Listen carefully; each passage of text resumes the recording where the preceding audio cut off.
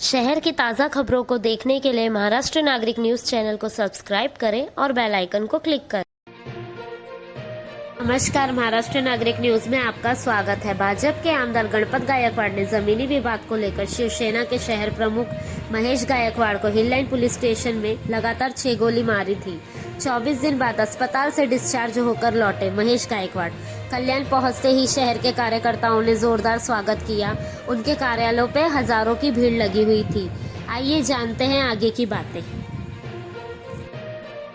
गणपत गायकवाड यांनी तुमच्यावरती फायरिंग केली। वारंवार सांगितलं मी, शेतकऱ्यांचे बिल्डर पैसे देण्यासाठी आग्रही होते, पण आमदार गणपत गायकवाड ते पैसे स्वतः बळकवायचा प्रयत्न करत होते।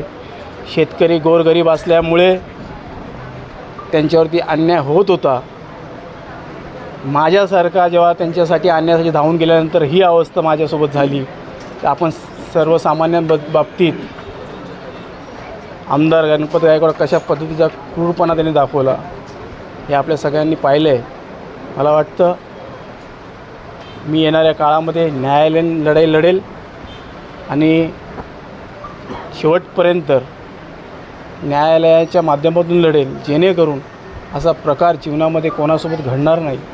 प्रत्येकाला परिवार असतो, तसा माझासुद्धा परिवार आहे। माझासुद्धा परिवार माझ्या एकट्यावर चालतो, तो आज उघड्यावर पडला असता, पण आम्हा लोकांच्या प्रार्थना, आशीर्वाद, माझ्या आईच्या आशीर्वादाने, माझ्या आईवडिलांच्या पुण्याने, मान्य श्रीकांत शिंदे साहेबांच्या प्रयत्नाने मी आज आपल्यासमोर आहे।